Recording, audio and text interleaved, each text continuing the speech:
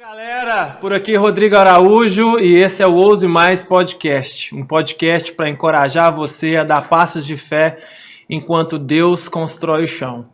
E nessa mesa de comunhão e de revelação da palavra de Deus, hoje nós temos um convidado muito especial, Vinícius Saulo, meu amigo, pastor, filho querido do Gilmar, líder nessa geração, empresário, empreendedor. Que bom te ter nessa mesa aqui, bem-vindo.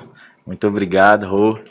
É um prazer poder estar aqui nesse primeiro episódio do Ouse Podcast, né? E assim, fico muito feliz. Que bom, Vinícius. Eu tenho certeza que essa mesa de comunhão aqui vai trazer muita edificação para aqueles que vão nos ouvir, vão nos ver através dessa ferramenta. Mas eu queria conversar com você um pouco sobre a sua caminhada com Jesus. Diga lá, como é que foi o seu encontro com Deus? Como é que foi a primeira vez que você ouviu a voz de Deus, que você percebeu que o Espírito Santo estava falando no seu coração?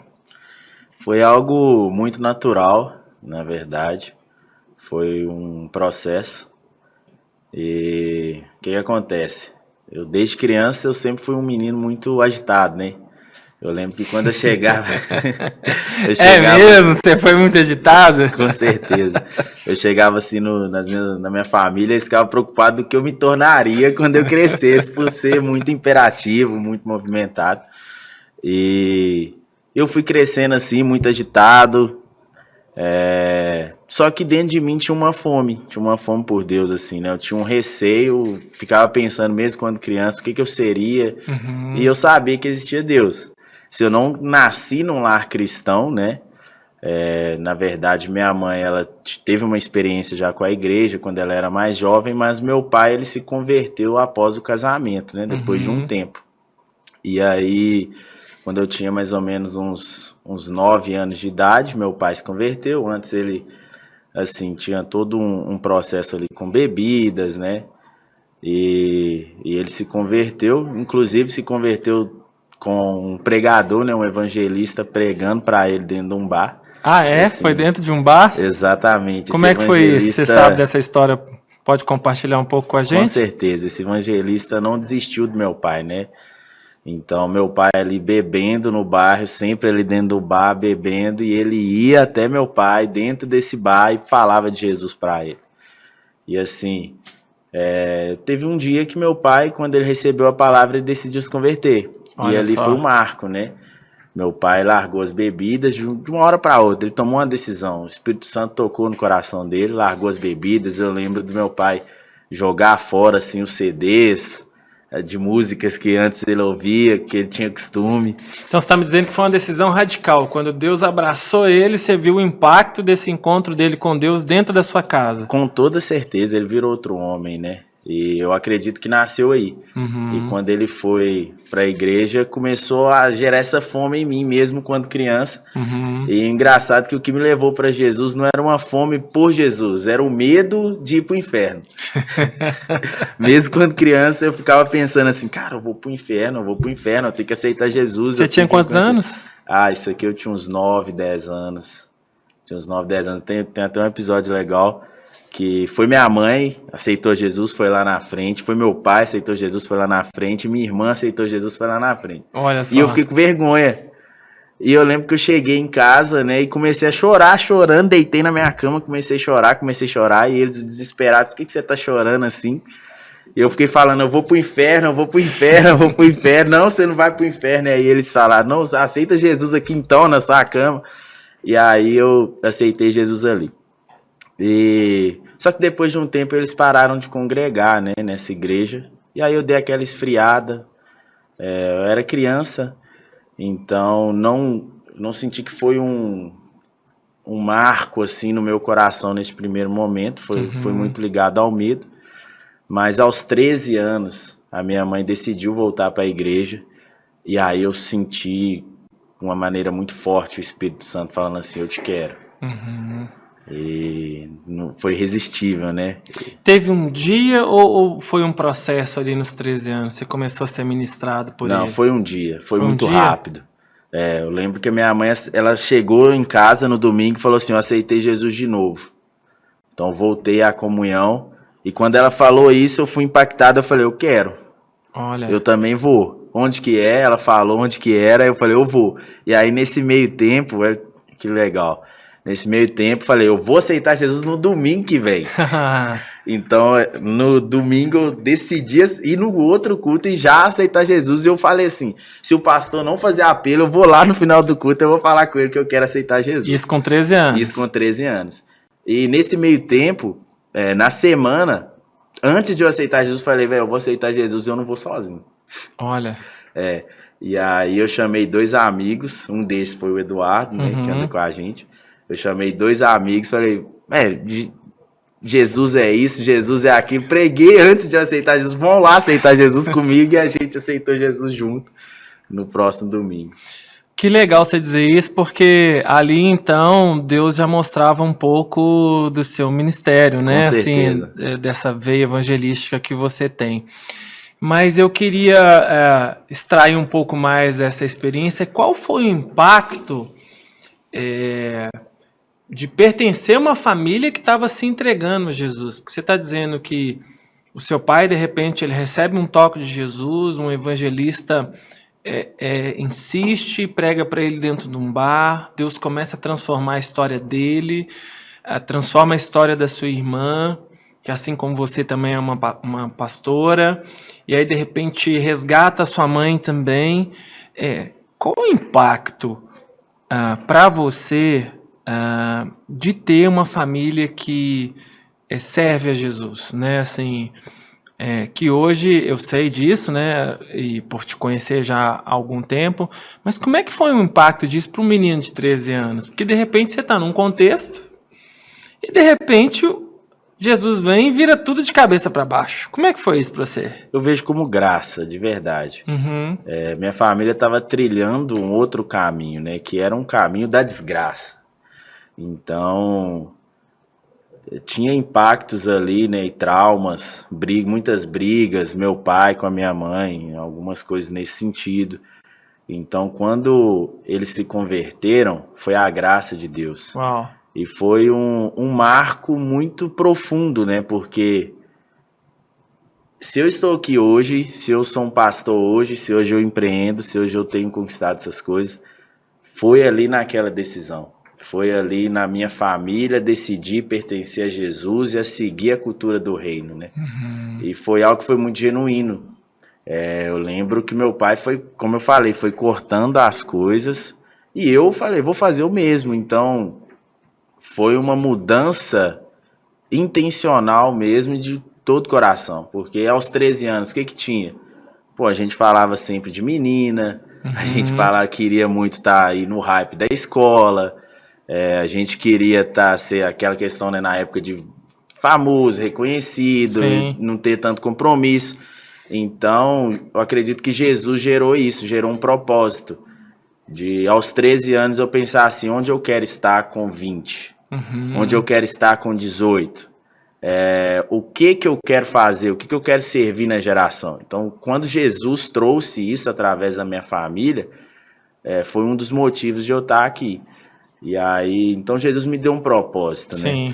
E com certeza, sem uma família, sem essa base, se movimentando no mesmo propósito, seria muito mais difícil. E imaginando do lado da família, mas imaginando agora no seu contexto, né? Um adolescente, podemos dizer, com 13 anos, reconhecendo Jesus, e aí ele não quer ir sozinho, vou levar o máximo de amigos que eu puder, que eu também não vou encarar isso sozinho, mas como é que foi essa jornada para um adolescente? Porque tinha ali seus desafios, sim, né? Com certeza. Você tinha uma galera que você fazia parte, que talvez tenham jovens nos ouvindo aqui, né? Ou compartilhando esse podcast com outros amigos. Como é que foi essa jornada, né? De um rapaz que vem ali, de um adolescente que vem caminhando e de repente agora se encontra com Jesus. Compartilhe conosco como é que foram esses primeiros dias, assim, quais foram os seus desafios, como é que a fé em Jesus começou a moldar suas decisões ali com 13, 14, 15. A primeira coisa foi decidir me afastar, né? eu entendia que eu era adolescente, eu estava sendo formado. Então, eu cresci numa rua que tinha diversas pessoas diferentes. Então, o papo era sempre mulher, o papo era sempre coisas que não edificava. Então, eu precisei, primeiramente, me afastar dessas companhias para que eu pudesse me entregar a Jesus. Eu lembro de um episódio, né, aos 13, que uma pessoa virou para mim e falou assim, eu quero ver se você vai estar com Jesus aos 18. Olha só. Eu tô com 24, então espero estar com 99, 100 anos ainda caminhando com Jesus. Mas, então primeiro eu me afastei, depois Jesus foi desconstruindo coisas em mim. Então, um exemplo, eu era um adolescente que falava muito palavrão. Olha só. E aí meu primeiro desafio foi esse. Primeiro, tem que parar de falar palavrão, porque agora eu represento o nome de Cristo. Então isso sempre, desde que eu me converti, ficou muito forte em mim. E teve um momento que você teve um estalo assim, que você falou, nossa, o que você está falando, né? Eu preciso mudar minha linguagem. Você lembra de ter ouvido o Espírito Santo, ou você viu o testemunho de outras pessoas que Como é que foi esse estalo? Lembro. Eu estava indo para a escola e eu estava conversando com um amigo e eu vi que eu estava falando muito palavrão. Nossa. E ali na rua o Espírito Santo falou comigo, isso você não vai gerar um bom testemunho. Chega. E ali eu falei, não, preciso parar de falar palavrão. Então, por exemplo, a respeito de masturbação, foi algo também que eu precisei ir largando ali no início daquela caminhada, porque você tá dentro daquela influência com os homens, com os meninos que querem aquilo, e foi algo que Jesus também, foi um desafio que Jesus também tirou de mim. A santidade, ela parece que o Espírito Santo ele vai moldando ela em nós, né? Vai nos fazendo dar pequenos passos de fé, não é verdade? E você falou, não, eu ouvi o Espírito Santo. Em que momento ali, com seus 13 anos, que você começou a perceber que você estava ouvindo Deus e que Deus estava te desafiando para um novo estilo de vida? Porque você falou, não, eu percebi que eu estava falando muito palavrão. Talvez tem pais, por exemplo, que podem estar como essa pessoa. Quero ver se até os 18 anos você vai estar com Deus. Talvez tem adultos aqui que não estão confiantes na entrega dos seus filhos. Mas em algum momento você começou a ouvir o Espírito Santo e isso te encorajou, né? Com certeza. Como é que foi esse desenvolvimento ali, né? Com 13 anos, ouvindo o Espírito Santo, você se sentia confrontado? Às vezes você se sentia desanimado? Caía num pecado, sei lá, de masturbação e aí ficava abatido, voltava? Como é que foi isso para você? Com toda certeza. O que gerou em mim é uma grande fome. Então o que me movia era a fome. Eu queria Jesus, cara. E assim, é uma fé muito pura, né? Eu lembro de eu ir pra escola e eu ver as pessoas lá e começar a chorar. Aquele coração de evangelista, assim. Começar a chorar. É mesmo? Porque eles não conheciam Jesus como eu conhecia. Então você sentia compaixão por eles? Compaixão. Demais, demais. Assim, Jesus me desconectou de querer um hype que os adolescentes querem pra querer ele. Olha só. Então, o fato de eu querer tanto Jesus fez com que eu começasse a dizer sim. Então, mesmo com medo, eu dizia sim. Eu acredito que foi isso. A minha jornada foi uma jornada de sims, eu posso dizer assim.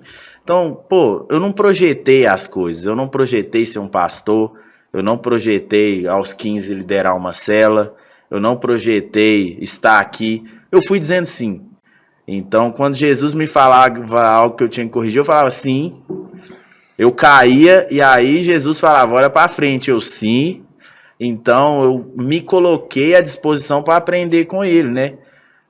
Desde cedo. Então, foi isso que fez com que eu continuasse andando com Jesus. Porque errar, eu vou errar. Nós somos humanos, nós vamos errar, nós vamos cair. Mas depois que você cai, o que você faz, né? E aí foi como Jesus foi me construindo. Eu caía, eu errava e eu preciso olhar para frente, eu quero Jesus. Porque chega um ponto que você precisa se decidir. Sim. Você vai se afastar de Deus ou você vai se aproximar de Deus? Então, mesmo com todos os meus defeitos, mesmo com todos os meus erros, dia após dia, decidindo aproximar de Deus. Então, teve até um episódio ali, eu tinha uns 15 anos, que mostra um pouco dessa fome grandiosa que eu vivi na adolescência, de entrar por dentro do quarto e falar assim, velho, vou orar 6 horas aqui, enquanto Jesus não vir, eu não vou sair, tá ligado? Peguei a água, assim, falei com a minha mãe, eu lembro disso perfeitamente. Minha mãe tava estendendo roupa lá embaixo, lá no porão que tem lá onde eu morava. E aí eu desci e falei, mãe, é o seguinte, não me chama. Eu vou pegar um vidro d'água, tô entrando pro meu quarto e eu vou orar. E se enquanto Jesus não me tocar, eu não vou sair. E Jesus me tocou, fiquei lá 6 horas. E ela não ficou assustada com esse passo de ousadia que você estava dando ali, não? Com um menino falando que ia entrar para dentro de um quarto e... Eu acredito que eles ficavam muito felizes, assim, de ver a fome que eu estava tendo ali por Deus na época. E foi isso que me fez continuar andando com ele, essa fome por Jesus, esse fogo mesmo. E essa fome ela acaba despertando, né? Você disse aí que com 15 anos você começou a ter oportunidades ministeriais, inclusive, né? E eu acho isso, assim, louvável, porque muitas das vezes os adultos, de uma forma geral, as religiões, podemos ser assim, pode pensar, se é um menino de 15 anos... Sim, não, tá vezes. muito novo. Como assim? Mas, né, quando a gente olha para a história dos apóstolos, segundo os historiadores, né, podemos assim dizer, João tinha entre 14 e 16 anos, né, o apóstolo João. O apóstolo Pedro, quando Jesus vai entrar na cidade, é o único que paga imposto junto com Jesus, porque, segundo os historiadores, eram os que tinham uma maior idade. Então, como é que foi isso? Como é que foi esse despertar? Você falou que você estava na escola, você sentia uma compaixão, mas quando você sentiu que Deus queria começar a fazer algo da sua vida e como é que você chegou nesse momento de já começar a liderar algo, já influenciar outras pessoas, influenciar a sua rua ali, outros jovens e adolescentes como você? Não teve um momento que eu falei assim, Deus quer fazer algo na minha vida. Eu não pensei, não parei e pensei nisso. Eu acredito que agora Deus quer fazer algo na minha vida. Acredito que foi muito com o passar do tempo. Era o sims. Então, por exemplo, tinha uma célula, minha irmã liderava essa célula, e aí eu estava ali na célula e ela falou, quero que você ministre. Tinha uma pauta e eu, meu Deus, velho, aquele medo, tipo assim, o que eu vou fazer? Eu nunca fiz isso, eu nunca ministrei, o que eu vou falar? Aquela insegurança. Olha só. Eu estava doido para falar não, essa é a verdade. Meu coração falava não, minha mente falava não, mas meu espírito falava sim. E aí eu decidi falar sim e fui ministrar a primeira vez ali. Lembro perfeitamente, foi 5 minutos, nem 5 minutos, era falar, beber água, falar, beber água. Mesmo? Falar, beber água. E assim, a boca ficava seca, assim. Então, disse sim. E aí eu comecei, né, junto com ela ali na cela, de vez em quando eu pregava, quando ela pedia, fui auxiliando ela, né. Para quem está ouvindo a gente aqui e talvez não sabe o que é esse termo célula é um pequeno grupo, não é isso, Vinícius? Onde pessoas se reúnem para receber um ensino de Jesus, da palavra dele, e terem um tempo de comunhão, né, de relacionamento ali, em expressar o corpo de Cristo em amor, né, em unidade. E aí esses pequenos grupos, geralmente eles acontecem uma vez por semana, onde as pessoas vão criando ali suas raízes, seus primeiros passos na fé. Mas você disse que foi dizendo sim. Sim, sim, sim, sim. O medo não era algo que te perseguia nesses sims, não? Com toda certeza. Eu posso falar que o medo, ele tenta me perseguir desde que eu me entendo por gente, assim, né? Só que eu tenho algo no meu coração que eu não posso ouvir o medo. O medo, ele é mentiroso. E mesmo com medo eu ia. Isso era algo já fixo. Toda vez que eu sinto medo, eu vou. Se precisar de eu ir com muito medo, eu vou ir com muito medo. Então, foi por isso que eu ia dizendo sim, mesmo com muito medo. Quando você fala que o medo é mentiroso, é uma verdade, né? Porque o verdadeiro amor é o verdadeiro amor, né? O medo, muitas das vezes, ele vai ser uma característica da orfandade, né? De se sentir abandonado, inseguro, e de uma ausência de uma revelação de um pai de amor. Com né? certeza. Você falou que você foi dizendo sim, mas eu conheço um pouco da sua história. E à medida que você foi dizendo sim, você foi trazendo outros, né? Sim. Pessoas, inclusive, que fazem parte dos seus relacionamentos mais próximos. Como é que era essa sede? Como é que você começou a alcançar seus amigos? Como é que você começou a fazer um movimento ali na rua, da casa dos seus pais? Divide um pouco isso para quem está te ouvindo aqui. Então, de pregar apareceu uma oportunidade, que foi de multiplicar essa célula, né? Uhum. E eu lembro que na época minha irmã precisou me bancar, porque o líder falou, ele tem 15 anos, como que vai ser uma bancar, você tá falando, ela começou a colocar grana mesmo ali? Não, ali? bancar não é no sentido de grana, de falar com o líder. Falar com ele assim, que ele questionou como que 15 anos vai liderar uma célula. Falou, não, meu irmão é responsável, pode ir, ele vai liderar. E aí, vai Vinícius, eu falei, vou, bora. E multiplicou, e aí eu fiquei na casa dos meus pais liderando essa célula. Uhum. E aí eu comecei a chamar, era muito simples, né? Como eu falei, se desse brecha, eu ia falar da célula. Eu tinha essa filosofia, assim, né? Qualquer conversa eu ia falar da célula, eu ia convidar. Então, se eu conversasse com alguém, eu ia falar da célula, eu ia achar algo para falar de Jesus. E aí a gente foi ali na rua evangelizando, conversando, chamava meus amigos. Muitas vezes, né?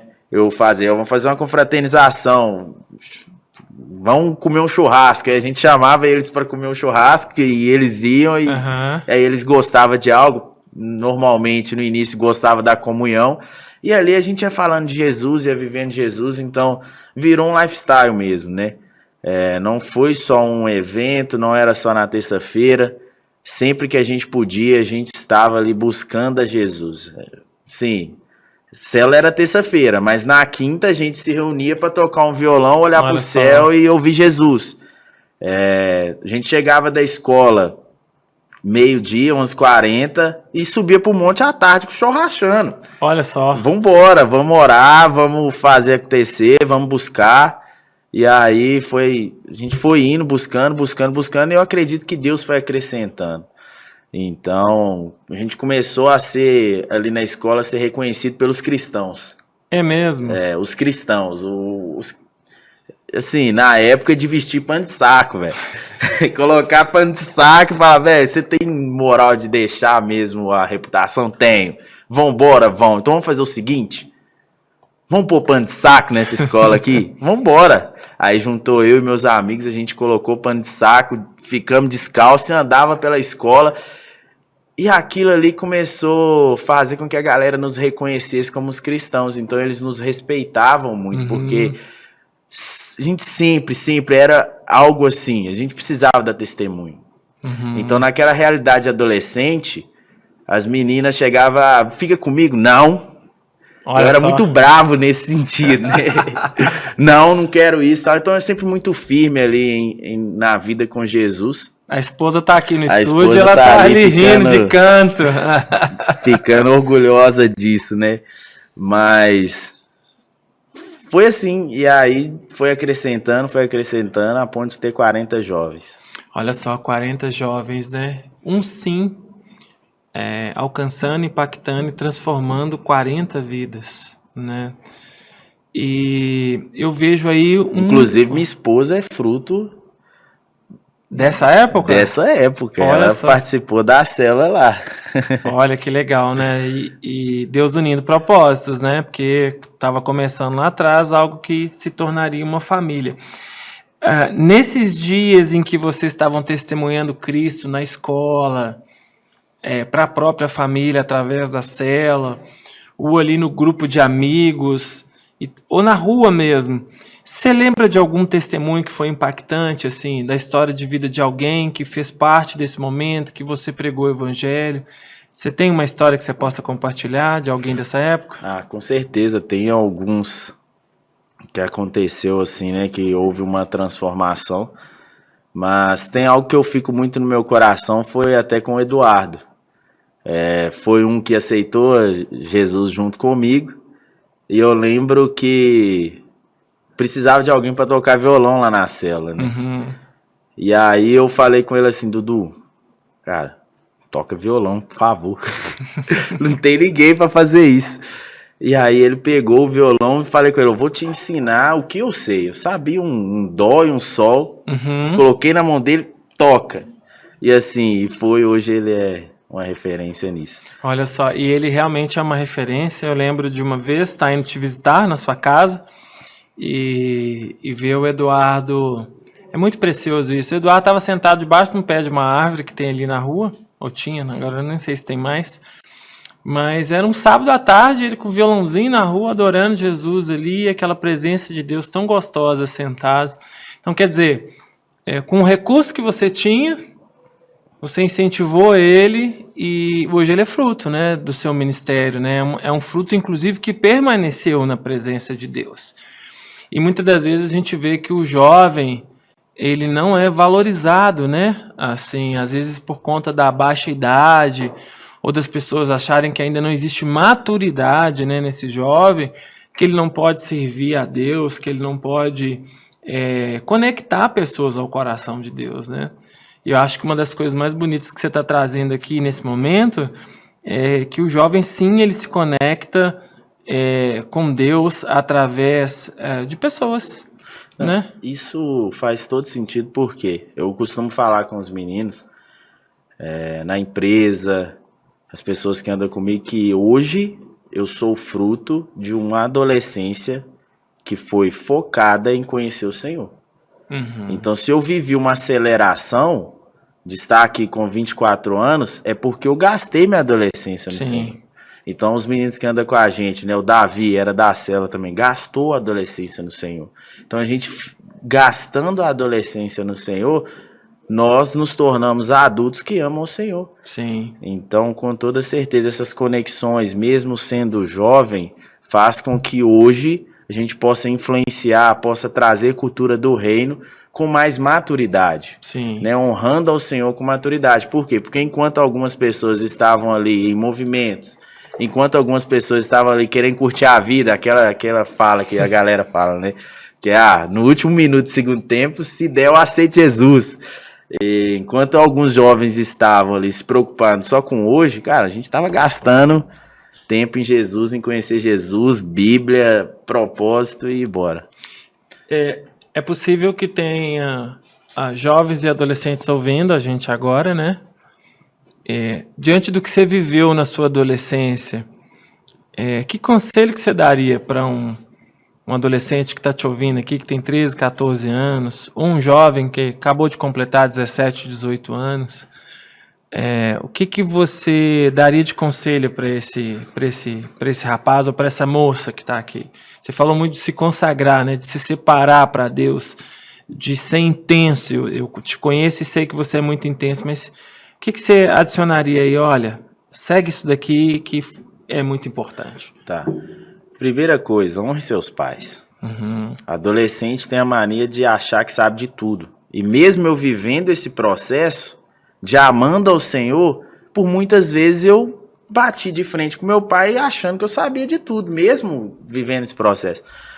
Mas eu falei, velho, vou ouvir meu pai. E eu honrei meu pai.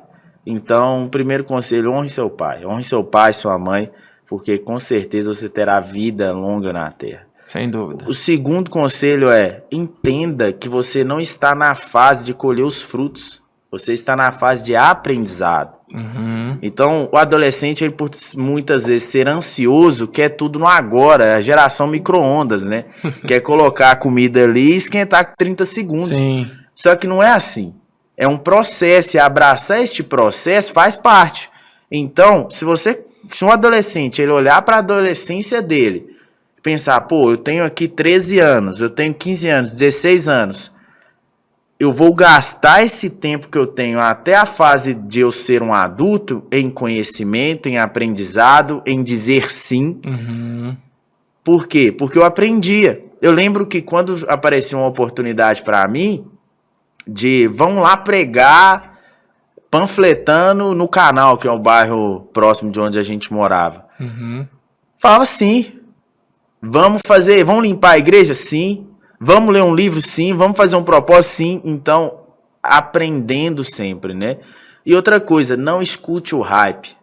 Hoje nós estamos numa geração que tudo é hype, né? É aquilo assim, que é o que tá famoso, Sim. é o que tem reputação. Como eu falei, eu decidi colocar um pano de saco na época pra eu tirar o hype. Porque eu não Olha tava só. ligado pra isso. Não tava ligado porque as pessoas pensavam de mim no sentido de se eu sou popular ou não. Eu estava ligado em o que Jesus pensa de mim. O que meus pais pensam de mim. O que minha família que ama Jesus também pensa de mim. Então eu daria esses conselhos. Foque em aprendizado, não escute o hype. Gaste tempo conhecendo o Senhor. Isso é eu queria explorar isso um pouco mais com você, porque você falou de algo aqui. Não, eu precisei de um alinhamento com os meus pais, né? E eu imagino que isso tenha sido um processo, né? Sim. Não foi um estalo, assim, aconteceu agora e já resolveu.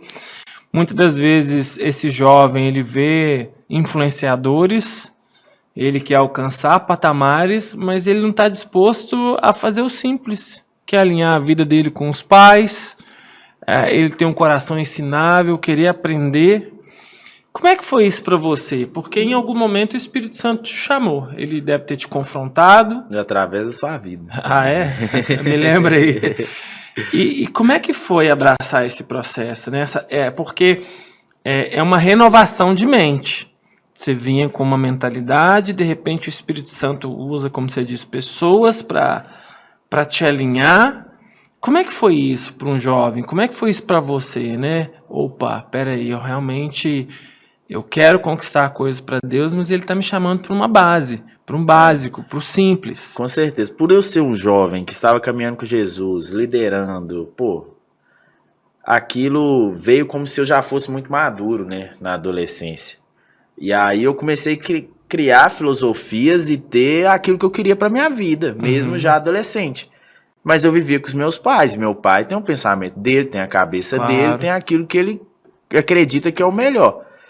E assim, o que eu fazia? Meu pai falava algo, eu tinha o costume de confrontar ele. Então, não, pai, não é assim, não é assim. E querer colocar a minha verdade sobre a verdade dele. Até que o Espírito Santo falou comigo, eu falei que foi através da sua vida, em uma conversa a gente estava conversando, e foi algo que tentar mudar o seu pai é muito mais difícil do que se mudar. Uhum.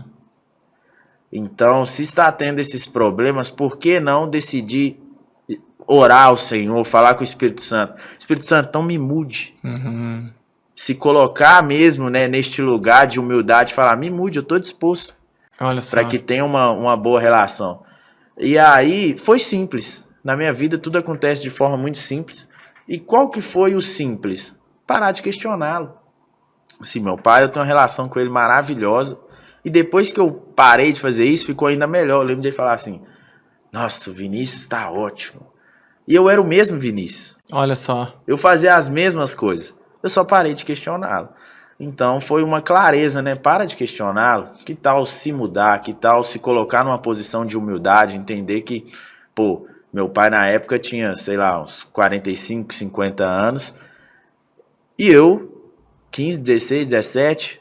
Então ele tem muito mais vivência. Se colocar nessa posição também de aprendizado, entender que ele tem algo e se ele está me dando esse direcionamento é porque ele me ama. Sim. Se ele está tendo essa posição é porque ele me ama e talvez eu não concorde, mas eu falar para ele que eu não concordo, eu querer impor algo sobre a palavra dele não vai ajudar. Sim. E é entender que quando eu me calo e eu deixo com que ele fale, eu respeito ele nesse sentido, ele se sente amado e a relação só melhorou. E aí a gente vê que Deus estava construindo em você o princípio da honra, né, do reconhecimento de valor da história do seu pai. Com certeza. Né? E hoje a gente percebe que a honra, ela não está no hype, né? Porque a gente quer ter razão em tudo. No reino de Deus, esses dias mesmo a gente estava falando, não existe emancipação, a gente vai estar sempre aprendendo.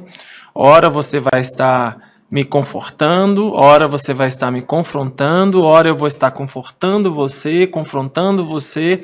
E aí esse corpo de Cristo, né? Eu como membro desse corpo, você como membro, vai amadurecendo ao ponto de o Espírito Santo nos tornar cada dia mais semelhantes a Jesus. E o Espírito do Novo Testamento é um Espírito de cartas, é de vida na vida, e de olho nos olhos, né? Ombro a ombro, lado a lado.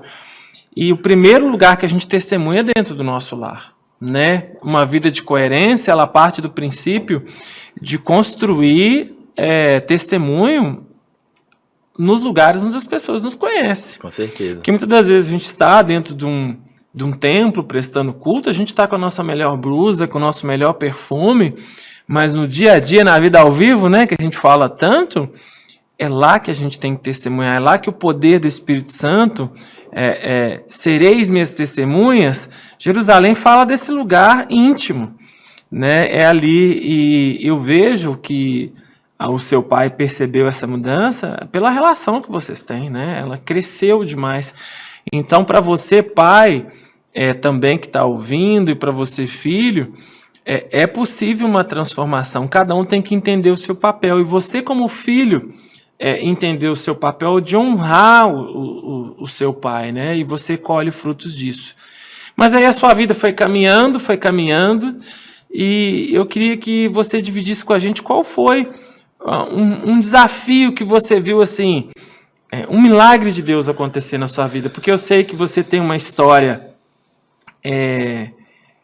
de empreendedorismo. Sim. Né? O empreendedor, ele dá passos de fé.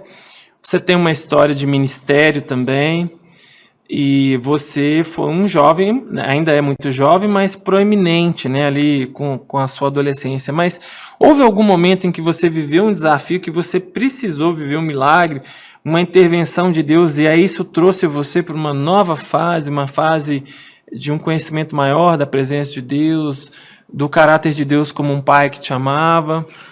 Eu acredito que assim, né, foram 3 desafios, eu posso dizer. Eu vivi um desafio a nível de emocional. Assim, a minha tia faleceu com câncer, e depois do falecimento dela, isso, se eu não me engano, 2022, 2021, depois do falecimento dela, eu cheguei a estar numa crise, assim, emocional muito forte, né? Uma crise de ansiedade, porque eu pegava aquela realidade da minha tia e colocava em mim. Então, assim, dias de ficar 15 dias na cama, triste, chorando, sentindo dor, assim, psicológica, achando que eu iria morrer. E o diabo, assim, colocando muito forte na minha mente, no meu coração, que eu iria morrer, que era o fim. E ali, cara, Deus, assim, foi muito lindo, porque Deus utilizou minha família, para me dar esse apoio, né? Minha irmã, meus pais, minha esposa agora. Mas foi um momento muito marcante em que uma mulher que cuidou de mim quando eu tinha ali uns 3, 4 anos, eu estava saindo do serviço, indo para o serviço ainda muito mal, logo de manhã, por volta de umas 7 horas. Eu estava assim, na porta da sala, indo pegar o carro, e ela chegou lá no portão. Na época eu morava com a minha mãe ainda. Ela chegou lá no portão e falou: quero falar com você. Olha só. E aí ela apontou assim pra mim. E assim, houve um afastamento. Ela me olhou quando eu tinha 3, 4, 5 anos, mas ela não sabe da minha história, né? Nunca conversei com ela sobre nada, assim, do tempo que eu vivendo com Jesus. E ela chegou lá na minha casa e começou a orar. E começou a falar, né, sobre maldições que as pessoas estavam tentando lançar, mas ela falou algo muito marcante, né, que Deus mandou ela ir lá. Olha só. E aí ela olhou pra mim e ela falou assim: você será um pastor. E jovens serão tocados através da sua vida. Eu já era um presbítero, ela nem sabia. E aí eu senti como se Deus, e realmente foi, Ele foi ao meu encontro. Sim. Então, mesmo eu quebrado, mesmo eu moído, cara, pela ansiedade, vivendo todo aquele processo, Deus foi até mim. Ele utilizou de uma pessoa que eu respeito para ir até mim e falar: eu ainda tô com você e você tem um propósito. Então o diabo queria cegar esse propósito, fazer com que eu pensasse que já era o fim. Mas Deus foi até a minha casa para falar assim: eu tenho uma promessa, você será um jovem pastor, jovens receberão Jesus através da sua vida. E ali eu vi que Jesus estava assim, foi mais uma confirmação que Jesus estava comigo, que ele me amava. Isso é tão profundo porque o Senhor te encontrou aonde você estava, o Senhor te encontrou de uma forma inesperada, o Senhor te encontrou na rotina do seu dia, não era um ambiente de culto onde tinha uma banda legal tocando. Sim, dia a dia real. Você estava castigado por circunstâncias da vida e de repente ele se revela como um pai que te ama, independente da sua condição, e um pai que te afirma ao dizer, olha, eu ainda tenho um propósito para você. Deus não muda. E foi algo que me chocou. É louco falar isso, foi algo que me chocou, porque assim, foi um processo que foi necessário, porque eu vivi uma adolescência que pode ter forjado meu ego. Mesmo amando Jesus, mesmo querendo Jesus com toda a sinceridade do mundo, mas criou aquela visão assim, o Vinícius é linear, não tem problemas. E aí eu ficava aquela força, assim, sabe? Sim. E quando eu vivi isso, Jesus quebrou meu ego, cara. Jesus quebrou meu ego. Eu lembro de uma visão muito clara na igreja, na USE, em que eu saí, assim, do trono, nesta fase que eu estava sofrendo, eu saía do trono e Jesus assentava. Uau. Então, foi quando ele falou assim, eu não mudo, não importa se você tá bem, não importa se você tá mal, não importa se você é o líder que tá liderando e ganhando vidas, não importa se você tá na cama, eu continuo te amando. E isso é constrangedor. E assim, pra mim, foi onde eu fui forjado novamente, né? Porque alguém que tá andando com Jesus desde os 13, isso eu passei, eu tinha 21. Eu fui forjado novamente. E isso trouxe maturidade. E foi uma fase que foi difícil, mas ao mesmo tempo eu colho muitos frutos de ter passado por esse processo, de ter recebido o amor de Deus ali naquela fase. E foi muito lindo. É louco isso, né, cara? Porque a Bíblia diz que todas as coisas cooperam. E há momentos de dor, de sofrimento, de angústias, em que o Senhor se utiliza desses momentos para extrair de dentro de nós coisas que vão nos prejudicar ou que nos prejudicam. Você está dizendo que você teve uma visão em que Jesus fala, agora eu sentei no meu lugar de novo e agora você está no centro da minha vontade de novo. E isso aconteceu com você, acontece comigo, acontece, na verdade, com todos aqueles que estão disponíveis para Jesus, né? Assim, isso aí até me emociona. Eu lembro de estar quebrado, velho. Na época eu era um presbítero. E eu tava na última fileira da igreja. E eu tava quebrado emocionalmente. Eu não queria estar lá. Sendo sincero, eu não queria estar lá. Eu queria estar na minha cama, sozinho, isolado. Mas eu tava lá. E eu tava quebrado, triste. E aí Jesus usa uma pessoa para falar comigo assim, ruja, meu filho. Eu não era um leão ali. Eu tava me sentindo, se eu fosse pegar o mundo animal, o bicho mais fraco. Mas ele continuava me vendo como um leão e eu só precisava rugir, né? Eu só precisava de ter um posicionamento. Então, isso foi muito marcante assim na minha vida, quando Deus virou para mim e falou, ruja, meu filho. Isso é mais uma vez ele te encontrando de uma forma inesperada, né? E é tão interessante que isso me faz pensar que Deus não se limita pelas nossas limitações, que Deus não se limita pela nossa condição, que é material, emocional, física. A graça dele não está limitada pela nossa condição, né? Ele te encorajando, não, você é mais do que isso. E essa clareza de que eu sou a imagem e semelhança do Criador. Não importa se eu estou triste, não importa se eu estou no meu auge, não importa se hoje eu estou extremamente produtivo, eu sou a imagem, é a única coisa que nós somos. Sim. Né? Porque muitas vezes nós estamos, então eu estou empreendedor, eu estou à frente da Gastro, mas eu sou a imagem e semelhança dele. Sim. Eu sou o filho dele. Então é sobre a identidade. E foi um marco. Quando Jesus fortificou a identidade dele em mim, foi quando as coisas aceleraram. Sim.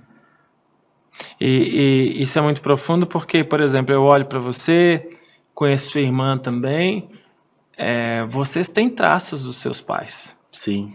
E fazendo aqui uma analogia, vocês são imagem e semelhança do Gilmar e da Persília. E às vezes a gente não percebe isso na nossa relação com o pai, porque às vezes a gente enxerga ele como Deus, mas não como um pai. Mas na medida em que você enxerga Deus como pai, os filhos são semelhantes aos seus pais. E ter essa revelação faz com que a gente passe a experimentar de uma graça diferente, né?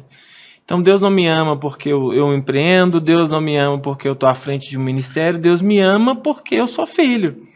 E se eu sou filho, eu sou a imagem e semelhança não dele. Não há o que eu posso fazer que vai fazer ele me amar mais, Sim. Não há o que eu posso fazer que vai fazer ele me amar menos. Então quando a gente entende isso, que é pelo que ele me fez, sim, é libertado. Demais. E passa a ser um combustível que nutre, né, os nossos passos de fé. Mas aí você falou algumas vezes aqui da sua esposa, você está com quantos anos agora? 24. 24, quanto tempo de casada? Ih, apertei, hein? Outubro, me ajuda aí, amor. 8 meses. 8 meses. Sou muito bom com o número, não. 8 meses de casado. Eu lembro de uma coisa que a gente conversou. Eu te chamei para um papo e eu estava um pouco preocupado, né? E aí, como é que vão ser? Não, vai acontecer assim, assim, assim, e de fato aconteceu, né? Você se organizou. Mas como é que foi identificar uma parceira para sua vida, uma mulher que iria somar ao seu propósito? Estou dizendo isso porque você é um jovem, você vai inspirar outros jovens a constituir família. Sim. Como é que foi identificar essa pessoa? Como você fez isso? Como foi esse processo de decidir, de não somente namorar, mas namorar com propósito, estabelecer um noivado, se casar e constituir sua família?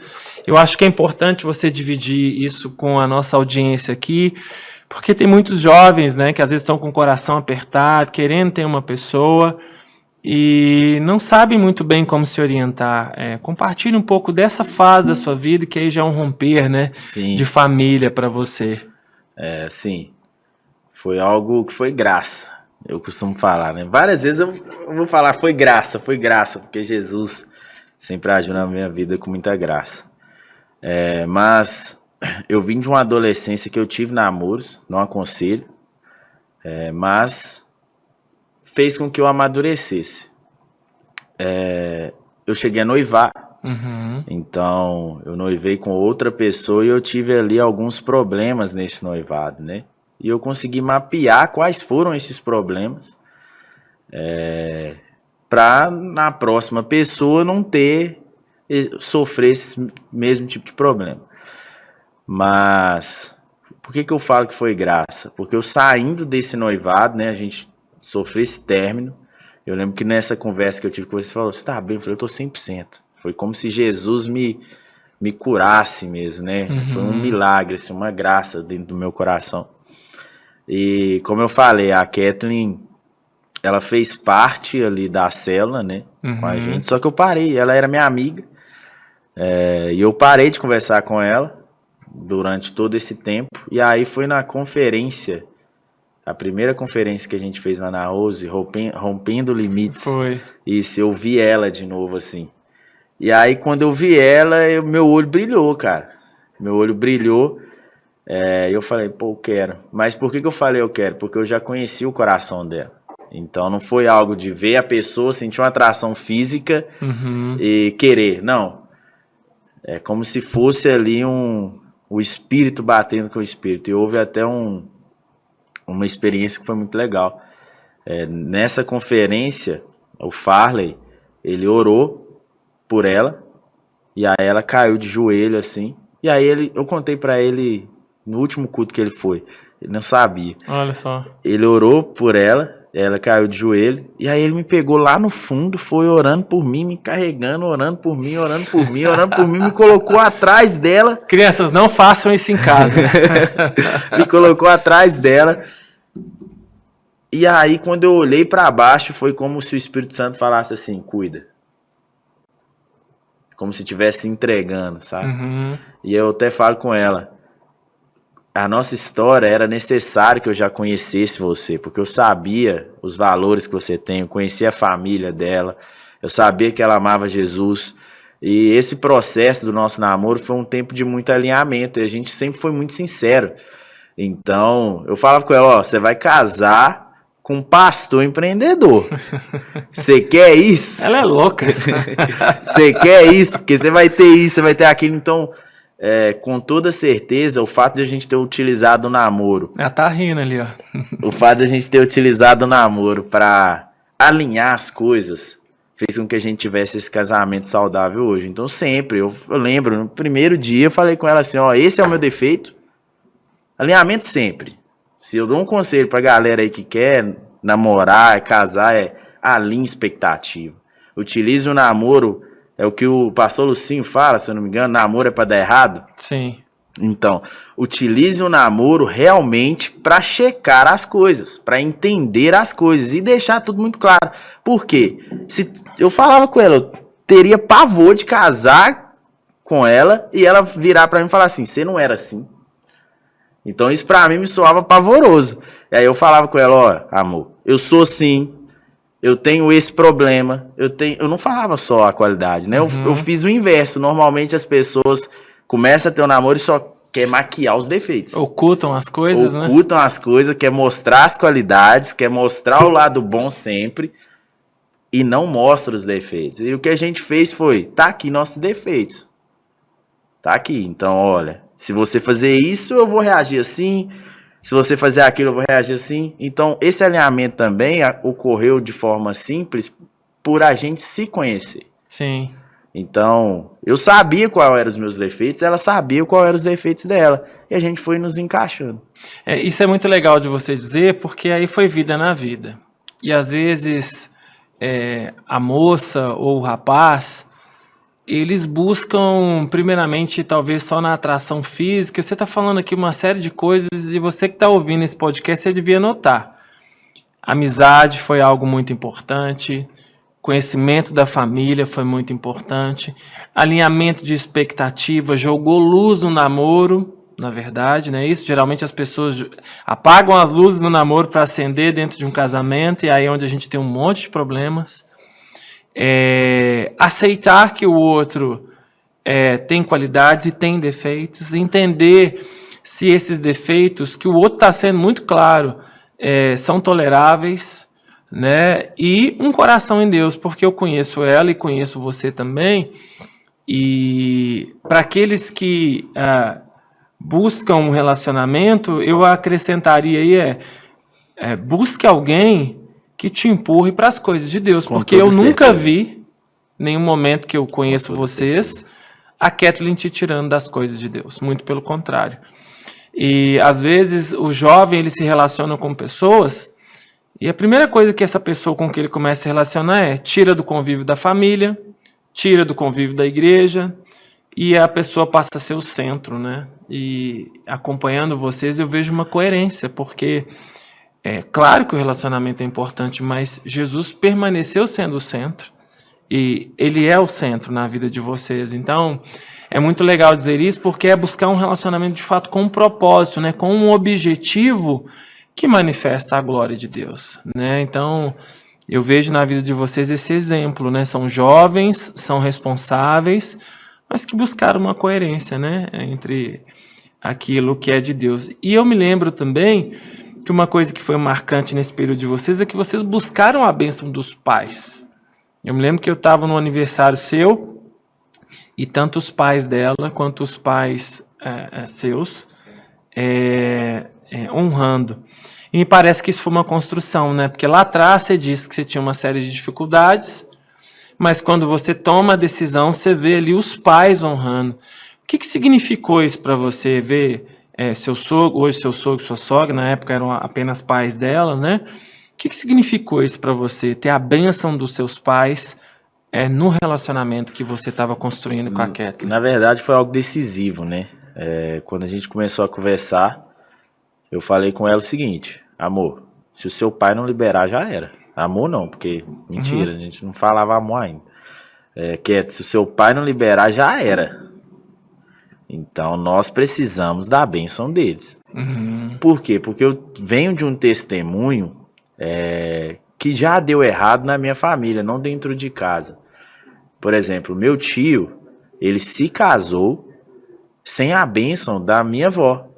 E minha avó não foi no casamento dele porque ela não queria que ele casasse. E assim, foi o caos. Por quê? Porque a esposa dele traiu ele. A esposa dele, no leito de morte do meu tio, levou o amante.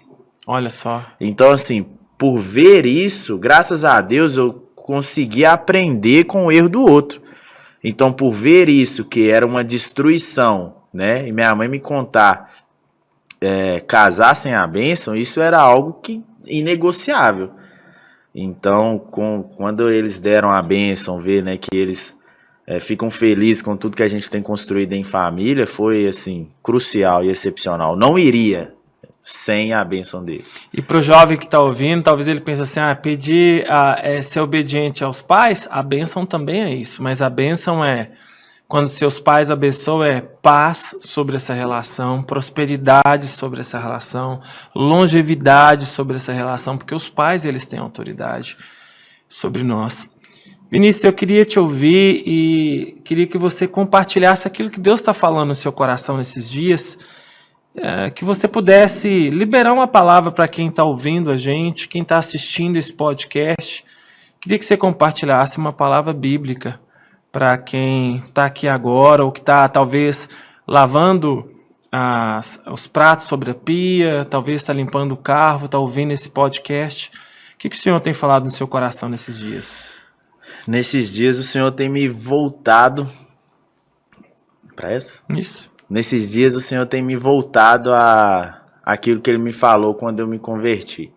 Eu quero abrir a palavra aqui em Josué, no capítulo 1, e diz assim: depois da morte de Moisés, servo do Senhor, disse o Senhor a Josué, filho de Num, auxiliar de Moisés: meu servo Moisés está morto. Agora, pois, você e todo este povo, preparem-se para atravessar o rio Jordão e entrar na terra que eu estou para dar aos israelitas. Como prometi a Moisés, todo lugar onde puserem os pés eu darei a vocês. Seu território se estenderá do deserto ao Líbano e do grande rio, o Eufrates, toda a terra dos hititas até o Mar Grande, no oeste. Ninguém conseguirá resistir a você todos os dias da sua vida. Assim como estive com Moisés, estarei com você. Nunca o deixarei, nunca o abandonarei. Seja forte e corajoso, porque você conduzirá este povo para herdar a terra que prometi sob juramento aos seus antepassados. Somente seja forte e muito corajoso. Tenha o cuidado de obedecer a toda a lei que o meu servo Moisés ordenou a você. Não se desvie dela, nem para a direita, nem para a esquerda, para que você seja bem-sucedido por onde quer que andar. Não deixe de falar as palavras deste livro da lei e de meditar nelas de dia e de noite, para que você cumpra fielmente tudo que nele está escrito. Só então os seus caminhos prosperarão e você será bem-sucedido. Não fui eu que ordenei a você? Seja forte e corajoso, não se apavore nem desanime, pois o Senhor, seu Deus, estará com você por onde você andar. Então, algo que o Senhor tem falado comigo nesses dias não importa o cenário, não importa o que você está passando, não importa as suas dificuldades, simplesmente confie nele, porque é ele que fala a você, seja forte e corajoso. Não, ali em Josué, ele tinha um cenário que era caótico. Então Moisés tinha morrido, agora ele, que era um auxiliar, vai ter que conduzir o povo. Ele vai ter que liderar este povo. E aqui, o Senhor deixa muito claro o que vai acontecer. O Senhor falou, pois você conduzirá este povo, você vai atravessar com este povo do Rio Jordão. Então, um conselho que eu dou a vocês é, não coloque vírgula numa afirmação do Senhor. Se o Senhor falou com você, sua família vai ser salva, vai ser salva. Se o Senhor falou com você, você viverá milagres, vai viver milagres. Como o Senhor falou comigo que eu seria um pastor, que eu tocaria vidas, que jovens alcançariam Ele através da minha vida, vai acontecer. E mesmo enquanto eu estava naquele cenário, mesmo enquanto eu estava ali triste, passando por um momento de ansiedade, isso não mudou. Então, o outro conselho que eu quero deixar aqui é, confie no Senhor de todo o seu coração. A obra é dele. O reino é dele, é ele quem vai fazer. O nosso papel é apenas descansar nele, confiando 100% no Senhor. Mas como eu vou confiar em alguém que eu não conheço? Como eu vou confiar em alguém? Como você vai confiar em alguém que você não tem relacionamento? Então busque conhecer ao Senhor. Busque entender que existe um Deus que faz milagres. Busque entender que existe um Deus que abriu o Jordão, que abriu o mar, que libertou o seu povo. Busque entender quem é esse Deus, porque assim você vai confiar nele de todo o coração. Deixa eu te falar, é impossível conhecer uma pequena parte do Senhor e não confiar nele de todo o coração. E aí um terceiro conselho que eu quero deixar para fechar é, não escute o medo. O medo é mentiroso. O medo não vai te levar ao propósito. Somente seja forte e corajoso. Por que que Deus falou com Josué para ele somente ser forte e corajoso? Porque ele sabia que se Josué escutasse o medo, ele não iria libertar o povo. Se Josué escutasse o cenário, se Josué olhasse somente pelo cenário, ele não iria conduzir o povo. Porque no cenário tem gigantes, no cenário tem muralhas, no cenário tem um povo que não queria, tem um povo ali que dava trabalho, um povo que murmurava, um povo que já estava há muito tempo no deserto. No cenário, a vista não é o ideal. Somente seja forte e corajoso. Não olhe para aquilo que você está vendo agora. Mantenha o seu olhar fixo na palavra que o Senhor já liberou. Se o Senhor liberou uma palavra para você, mantenha o seu olhar fixo nela. Por quê? Porque vai acontecer. E aí, como em Josué, no versículo 10, ele diz assim: assim, Josué ordenou aos oficiais do povo, percorram o acampamento e ordenem ao povo que prepare as provisões. Daqui a 3 dias, vocês atravessarão o Jordão neste ponto, para entrar e tomar posse da terra que o Senhor, o seu Deus, lhe dá. Então, se o Senhor falou, obedeça. Faça e continue falando, agindo conforme o Senhor falou. Não importa o cenário. Então, se ele falou, você será, você será. Agora, obedeça para que você se torne. Continue ouvindo a ele. Continue fixado no propósito, olhando para o propósito, independentemente das circunstâncias. Continue sendo forte e corajoso. Em nome de Jesus. É esse o recado que eu tenho para vocês. Pastor Vinícius, obrigado. Eu que agradeço. Foi uma bênção. E para você que acompanhou até aqui, é tempo de dar passos de fé enquanto Deus constrói o seu chão.